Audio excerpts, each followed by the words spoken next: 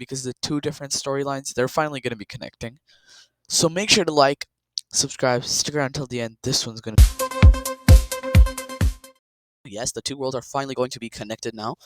And we're going to begin over here, where the land that Saigon conquered last time, with blue team having found it to. Saigon, their plan was to, just leave this land eventually and just, move back once all the rebel movements have been crushed and it's no longer, it's burned so much down that you can't really, even if you wanted to create a new nation there. That's their end goal. That was their end goal. Now, though, now they're thinking. They're thinking. And they have thought, maybe burning it is not the best option. What if we sell it to the blue team? However, the blue team demands it be left. And so Saigon, obviously, they do pull back because they don't really have anything to gain from this land. They never even want to expand beyond their current borders anyway. If their plans, even when they do go into war, their plan was just to create another nation there out of the nation that they destroyed, instead of, um, destroying, the or taking land. But either way, this does happen. And now the blue team, instead of setting up another port here, they're actually going to start sending diplomats over to Saigon.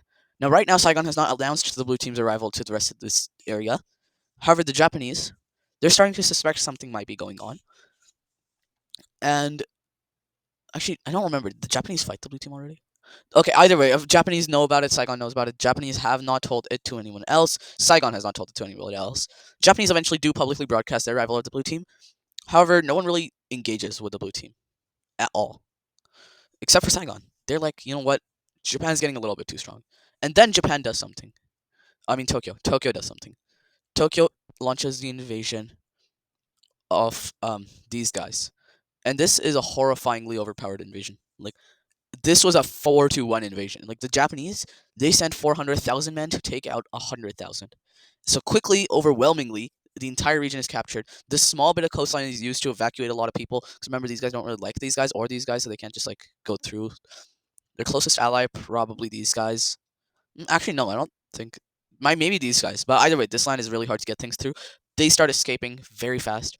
The monarchy is completely dismantled in the process, and military generals are left by the king as he escapes to rule the land. Now, that is the king said the military now rules this land, so it's not a rebellion, it's just a transfer of power.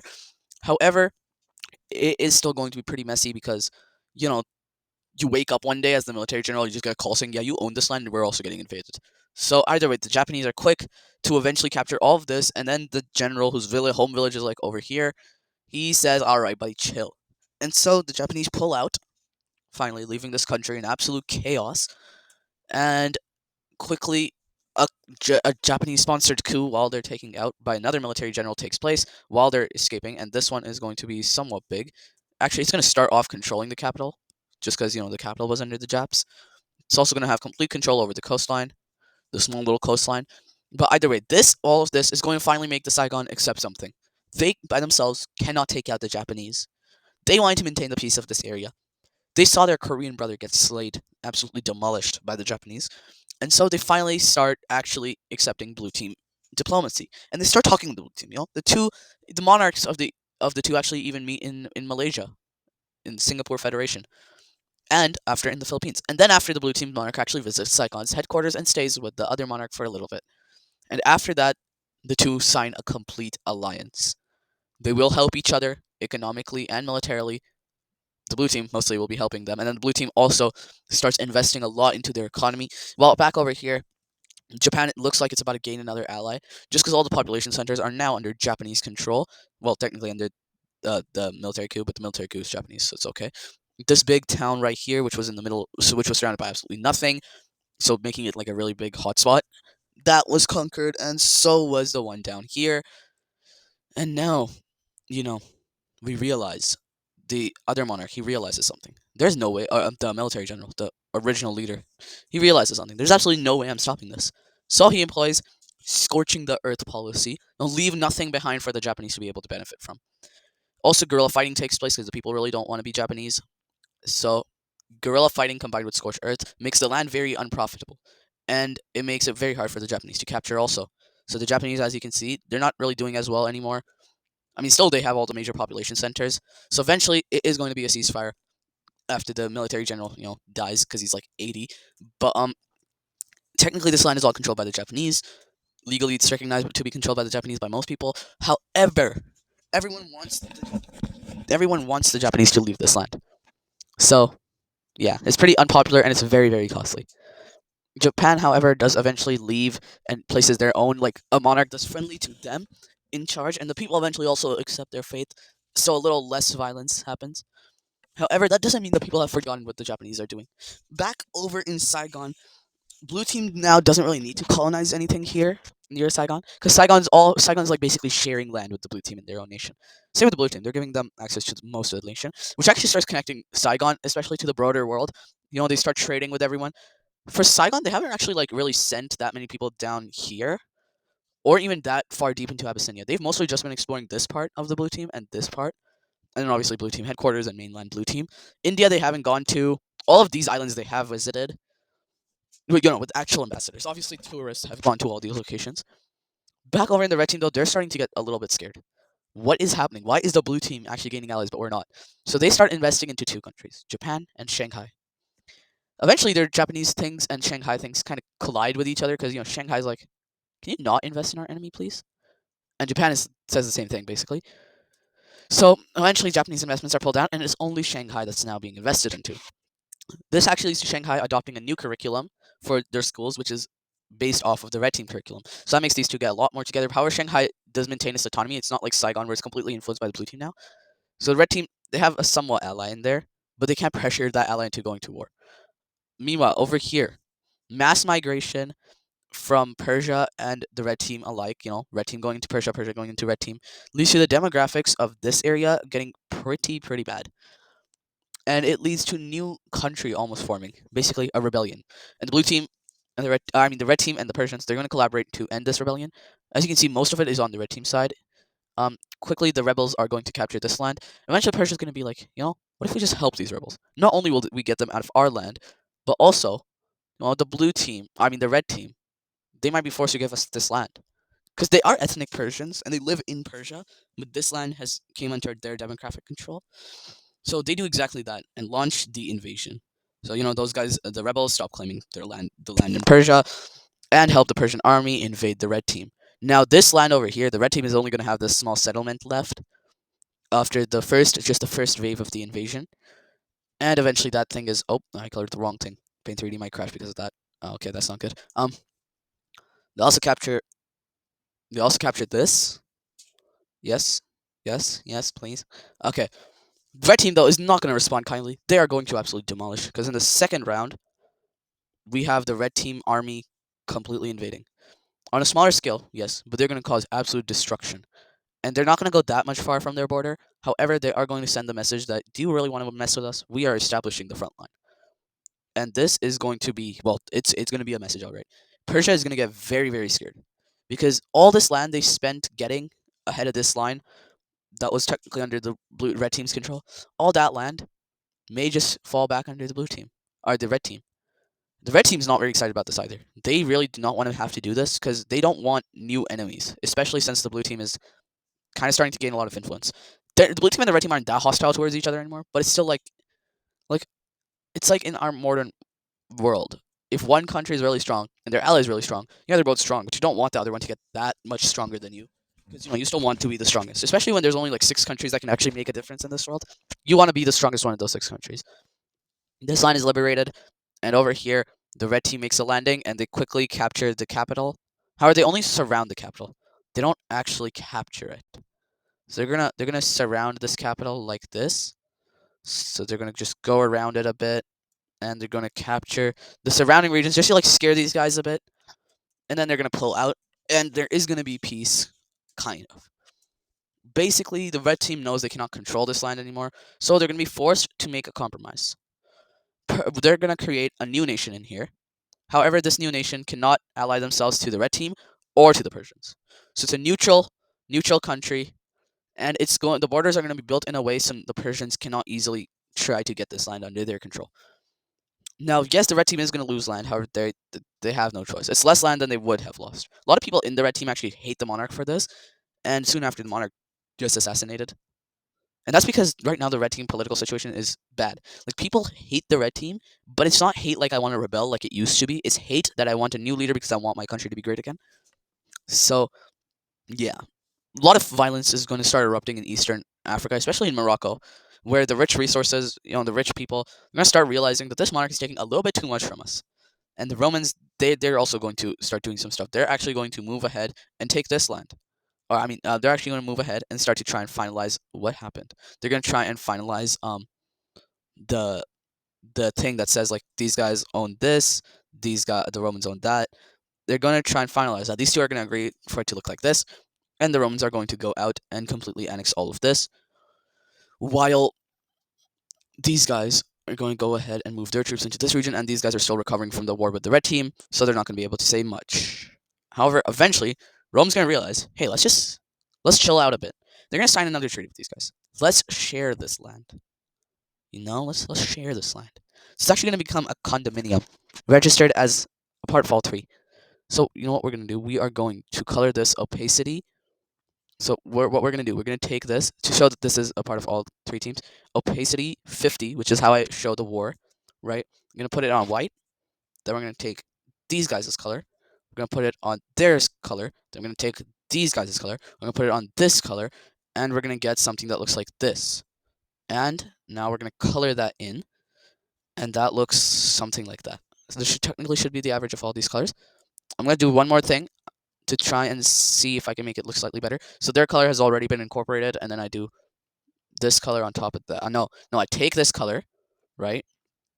I put that color over there, and I take this color, I put that to 50% opacity, and then I put that over there.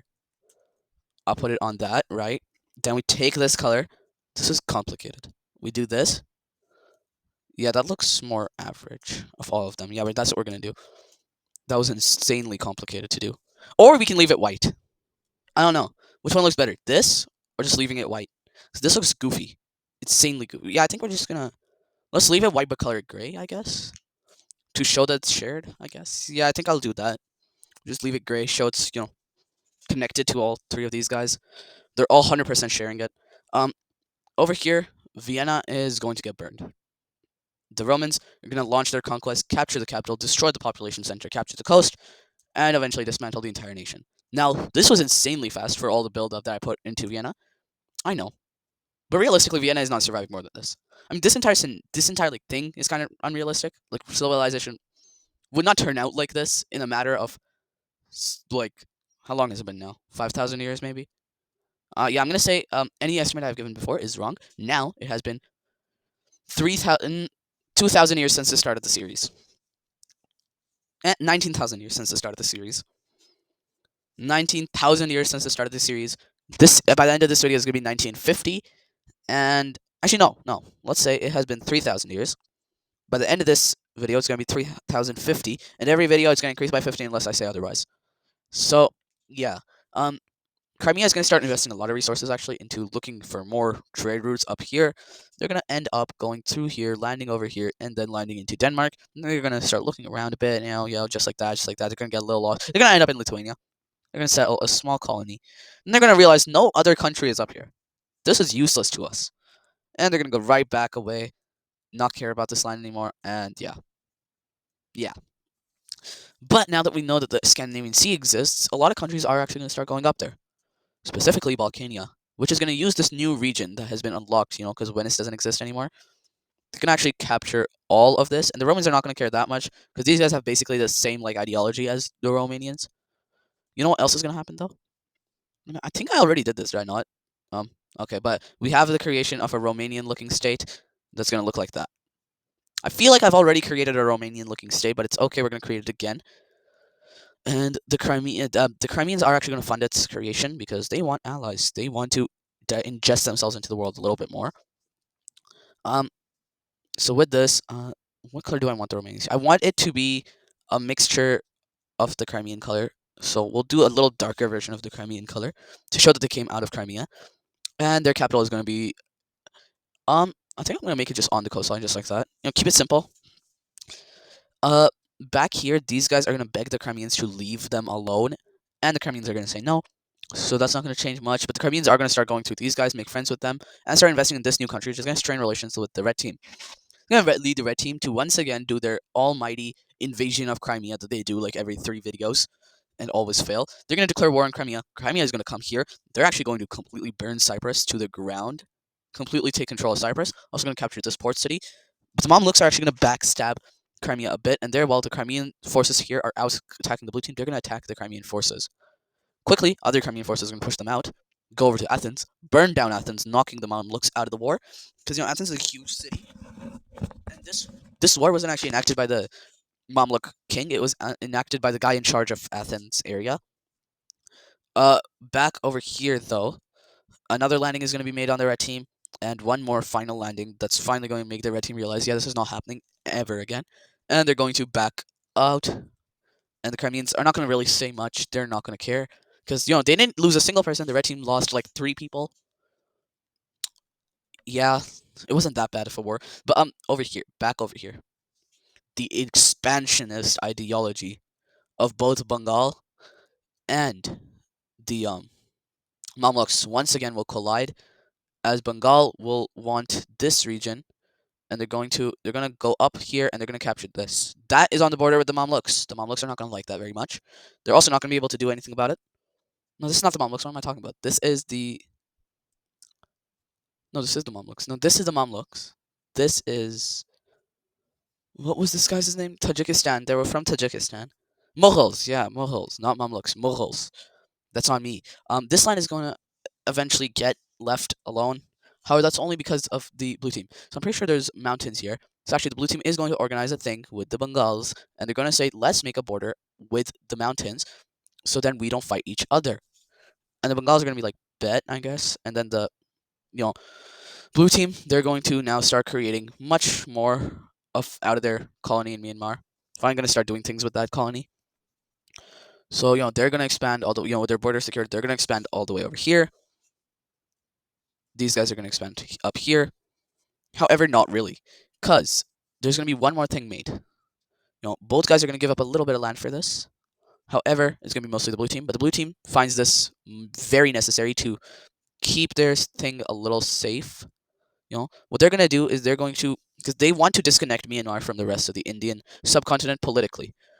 How they're going to do this is they're going to sponsor um a huge thing in Bangladesh, because there's in Bengal, because there's rebels here. So what they're going to do is they're going to sponsor, and because Bengal kind of already wanted to do this, they're going to sponsor Bengal to finally be able to deconstruct this land, and then they themselves are going to let go of all of this land, which is going to lead to a little like gap between Myanmar and Bengal, and that is yeah, that's big. That's really big, actually.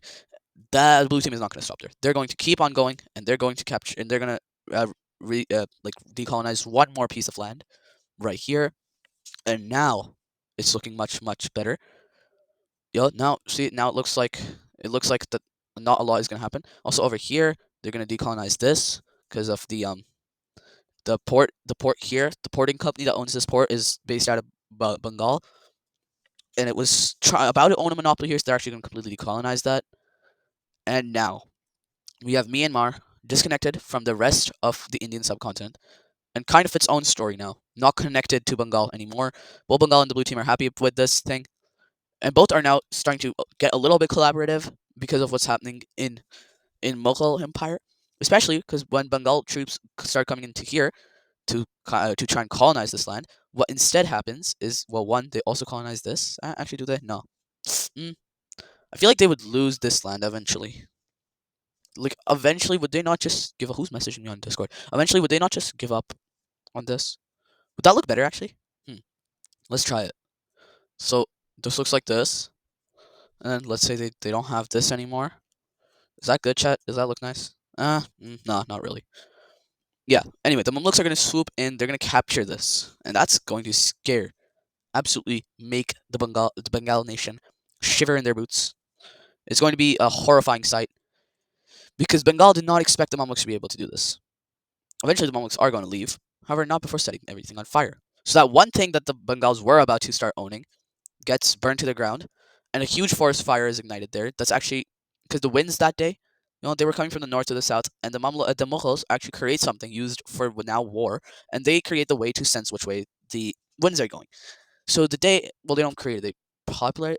Okay, it already existed. They're just going to use it for war in a very creative way. So the day that it starts going this way, they light forest fires in technically unowned regions, and with the wind, the forest fires come into Bengal. I don't know if that's how forest fire works. I'm gonna assume that is in this world that is using Mother Nature for war. They're going to so the forest fires they're gonna start going into Bengal. And hold on 1 second, let me finish doing this. And okay, yeah, does that look good? Okay, let's thicken it up a bit. That might be a little too thick. Okay, good enough. They start into this region. This region is absolutely devastated. The forest fires completely destroy it, and Bengal is not very happy. And many in Bengal are actually starting to call for an isolationist strategy, disconnect themselves from politics, because the Mughals they did this in response to Bengal getting closer to the blue team, which is also one of their principal enemies, because they want the entire Indian subcontinent under their control, liberated from colonization. Now, even if you're actually an Indian state like these guys, they still call these guys, these two, um, and these guys colonizationary things, which also means they call these guys colonized places. So basically, everyone they want the land of are apparently colonizers now. So yeah, that's not gonna end well. I can already tell. Meanwhile, Bangladesh they really want to expand back into this region. The blue team really does not want to get involved again. They also really do not want to promise even more land to the Bengalis. So they're actually no way I actually hit the 30-minute cap on my screen recorder. Anyway, I've never done that before. That's why that was a little weird cut. But yeah, so the Bengals they're going to now capture this land. I'm gonna try to end this fast because this video has been way too long. So they're gonna capture this land, I guess. Yeah, that looks about right. Nope, nope. Let me look at my plan. Okay, no, they're gonna capture this land. No, they're not. They're gonna capture this land. Yes, they are. Okay. So yeah, with that, I hope you guys enjoyed this video. This one was a little bit long, I know. But next video, I think we're finally gonna see World War India or World War Asia, one of those two. So yeah, I hope you guys enjoyed. Make sure to like and subscribe, and I'll see you next time.